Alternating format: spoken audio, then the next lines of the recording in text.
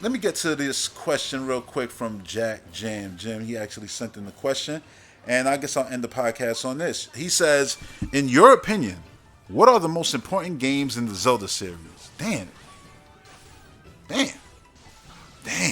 The most important games in the Zelda series. So obviously we got to call the first one, you know, out real quick, right at the start, because it's the one there'd be no Zelda without the first game being what it was, right? And the fact that Breath of the Wild, which is the other one on my list, is a game that took a lot from that, harken back to that one. So I would say Zelda 1, Breath of the Wild, because it really changed up the whole formula and it's super important. It's the only Zelda game to ever reach, 10 million, and it's the only one to ever do 20. So yeah, it's the most important game in the entire franchise. And one of the most important games Nintendo has ever produced because as you can see, every single game now that's open world is pulling from Breath of the Wild. Like we all said it was gonna do. All us Nintendo fans, that's one thing I can't take credit for. Yeah, I said it, but all Nintendo fans know this because we've seen it happen. There'd be no God of War without Ocarina of Time. And that's why I gotta bring up Ocarina of Time. And Link to the Past for creating the standard formula. Those are the ones. Zelda 1, Link to the Past, Ocarina of Time, Breath of the Wild. Those are the four most important games in the Legend of Zelda series. And if I had to pick the fifth, I would give it to Wind Waker for the simple fact that Wind Waker, with all the drama that went around it, visual style, it opened up I want to say the series. It is a series. It's the Zelda series. No, it opened up the series to be, in a sense, like Mario, like Batman, where I always say like Batman could be, Michael Keaton, dark, Ben Affleck, dark, Christian Bale, dark, right? Like those are all dark, moody Batman style. Even Batman the animated series, right? Kevin Conroy. But then you can have Batman Brave of the Bold. You can have, classic Adam West Batman, Boom Pow Batman. You know what I mean? Batman could do anything. He could be in a musical. If you watch Batman the Brave and the Bold, they did everything with Batman in that show. They didn't give a shit. You know what I mean? And that's why I was like, Batman is the Mario of the entertainment medium. Like the full scope. Like games could be Lego or they could be Arkham Knight style. Batman could come out with a cart game like Mario Kart and it would be dope because he has enough characters to do it and nobody will bat an eye. But he is Batman. They do that. Hell, that's why the DC the Wonder not Wonder well Wonder Woman is in the game. The DC Supergirl show. Not the show, the game. Well, it is a show. It's based on the show. But that game, the superhero girls, whatever, it can exist with DC and all those characters are, oh yeah, Wonder Woman was just cutting Steppenwolf's head off in goddamn Zack Snyder's Justice League. And now she's going to be, all cartoony and cutesy there. Because DC has always been good with that. And Marvel's getting real good with that too, but Batman has been the king of that. Mario is the king of being able to, I could be paper, I could be 3D platform, I could be 2D, I could be an RTS, I could be a card game, I could be golf, I'm gonna be here all day. It'll be a whole podcast just me naming everything Mario's done. He's done everything. Like Luigi was a card dealer, Mario, goddamn, and just the list goes on and on, right? Mario, goddamn, sold people pills, goddamn Dr. Mario. So Zelda, because of Wind Waker, it opened the door for people to understand, like, Zelda is more. Even though we had stuff like, Minish Cap and Oracle Ages and Seasons, it was like it took Wind Waker for people to let their guard down with Zelda. And that's the only reason why nobody bitched when Breath of the Wild visuals was shown off. Because you best believe, if there was no Wind Waker and Breath of the Wild was shown off, yeah, people would have bitched. Because people would have been, oh, this is a new console, more power, more tech, and why does it look like a cartoon? We would have eventually had to hit that obstacle and get through it. And Nintendo got through it beautifully. They did Tetris Tracker. Then they brought the Four Swords games out. Then they did Triforce Heroes and had like Link in dresses and all kinds of shit saying there's no limit. You know what I'm saying? Link could be androgynous, anything. You know what I'm saying? All of that shit. He could be a he, she, they, inclusive, which is great actually when you think about the sense that Link is supposed to be the player. So you can easily do more with that. Which I really don't buy into that too much because I say if he's gonna be the player, then make players have the choice to make him female, have the choice to make him black, make him Asian, make him whatever the case. It's not. Link is Link, and that's why I like that Breath of the Wild. They didn't even give you the opportunity to name him. It was like, nah, Link is Link, and I prefer it like that. I feel like if you're gonna say like, oh yeah, you're the character, no. If I'm the character, then do it like Knockout City, where I can be, whatever I want to be. I have 3 characters that I can make look like whatever the hell I want, But anyway, the point is, Zelda, Ocarina of Time, Link to the Past, 1, and Breath of the Wild are the most important. But, because I mean, game design wise and everything, you know what I mean? But Wind Waker was a necessary thing that needed to happen for the series, for it to get to where it is right now. Because if today they announce an animated Zelda movie that's like a Pixar animated movie, 3D animation, and it looks cartoony, and it looks like a Link's Awakening, the remake, you know, with the full black eyes like that, you know, like that's the way the cartoon looks. Nobody's gonna be like, oh my god, this is trash. They're gonna be excited because they know Zelda has a million looks. We can't put a label on Zelda.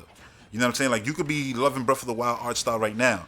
If Nintendo makes a brand new, Ocarina Time style 3D Zelda game, that art style could be anything. It could be Wind Waker. It could be super dark, like Demon Souls or something. It could be anything. Like if Xenoblade developer, Monolith, made a Zelda game. Like, there's been rumors of that for a while. If that actually came true at E3, it could be mad gritty, mad dark, and then Nintendo could show Breath of the Wild, and it's obviously still dark and gritty, but it's, like a Studio Ghibli film. Come on, like, that's what Zelda, like, does beautifully, and yeah, that's why Wind Waker, I gotta mention it, and I had to give it that very, very, very big, honor, because it is something, it was a necessary evil, if you want to say that, to people, not to me. I loved Wind Waker from the first time they showed it, and I still love it to this day, and I still stand by it being the best visual looking Zelda game ever made, because it still looks cleaner, Wind Waker, than Breath of the Wild. When you look at Wind Waker on the Wii, it looks way cleaner than Breath of the Wild, and it's just the art style, I think, too. So yeah, still to me one of the best looking ones, even though I do prefer Breath of the Wild's art style overall to Wind Waker's. Wind Waker's up there. I love Toon Link. Y'all know I love Toon Link. Toon Link to me is one of the, yeah, I mean, it's literally probably it's my favorite young Link. Put it like that. Toon Link is my favorite Link if we're talking young Links. And then Breath of the Wild would be my favorite Link if we're talking adult Links. Because I did love the baggy pants Skyward Sword. Ocarina of Time is obviously, the Leonardo DiCaprio model, like Eiji Aonuma said back in the day that's who they based them off of. Yeah, yeah, man, like, anyway, I'm just talking about Zelda, and I love talking about Zelda, but I think we're going to be able to talk about Zelda a lot more this upcoming week. Speaking of, I'm going to actually try to finally finish Breath of the Wild. Triforce Heroes, Jesus Christ. Age of Calamity, fuck, whoa. Talking about Zelda too much, too many Zelda games in my head. Age of Calamity, I'm going to try to finish it this week, because I don't want to be lost if they reference, and I don't want to be spoiled too, if they reference anything from like Age of Calamity in the new Breath of the Wild footage, because then it's going to be like, I won't be able to cover it right the way I usually cover other stuff, where it's like I'm completely in the know. And right now I'm not, because I'm, a little bit probably over halfway into Age of Calamity. I don't know if I am. I don't even know where I'm at. I'm going to be honest. I don't even want to pretend. But yeah, that's why I'm going to put all my focus into that basically. And yeah, I'm not going to play too much Xbox outside of like Knockout City. Because, I mean, I played Doom last year. I'm almost done with that. I think I'm on the last level. I don't know. But yeah, I'm not going to play that until after Age of Calamity. And after that, I'm going to actually start the Donkey Kong DLC, which I'm super excited for. Because, man, those visuals, those animations, and Rabbids, so damn good. So damn good. Speaking of, we might be seeing that shit soon. Whatever it is that team is making, again, in partnership with Nintendo. So, where the hell am I going? Oh, yeah, I wanted to get this last question from Jack Jan Jim, because I know you asked another question on Patreon, and then I'm going to wrap this up. So Jack Jam Jim asked, with the amount of hype Nintendo and E3 are doing, how amazing is this E3 going to be? Well, if you just heard this podcast, I mean, this is the perfect way to end this one right before the storm that is E3. You can probably already take away that this is the most exciting I've been about E3 in probably forever, honestly. Forever.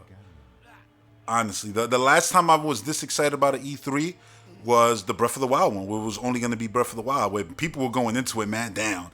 I was the one always hyping it up, like, yo, it's going to be crazy, it's going to be crazy, they're only going to show that. They're going in with one game and they're going to win. And they went with one game and they won. And they had the Stampedes. That shit was amazing. And that's why this E3 is like, yeah, of course it's higher than that one. Like I was saying earlier, I'm actually excited about the Xbox ecosystem. I'm already excited about a ton of games that we've already known been in development for a long time for the Switch. And one of those is the successor to that game that had me the most excited for that E3 I was most excited for, which is Breath of the Wild. So yeah, this is the most excited I've ever been for E3. And I hope they deliver. And I truly do believe that they will deliver. I think it's going to be one of the most fun shows and one of the most wild ones where everybody's going to come away happy. Everybody, I feel like. Well, damn, not the PlayStation guys because they ain't got an E3. But you understand, everybody else is going to be happy. And the PlayStation guys are going to be happy too because they're going to see a lot of third-party games that they're going to be able to play. I'm just playing around with that. I'm just, throwing a little shade right there. But nah, they're going to be happy too because they're going to see a lot of third-party games that, are going to look wonderful and actually take advantage, hopefully, of that PlayStation 5 the way Sony won't be after Ratchet and Clank, at least for a long time. Nah, I don't know. They might have another exclusive out there. But will you care? Or would it be like Returnal where it's like, I don't know if I'll Returnal to that. I'm just... That was the worst. Anyway, yeah, I want to thank y'all for tuning in. I want to thank each and every one of y'all who decided to make the jump from YouTube to the Patreon and to continue to support your boy, for the years to come, because I will continue to do this, I feel, for years to come, because I love talking about video games, and I'm clearly good at it, because if I wasn't, then why the hell would I be the most consistent video game predictor, analyst, whatever you want to name it, ever? You know what I'm saying? Like, it's crazy.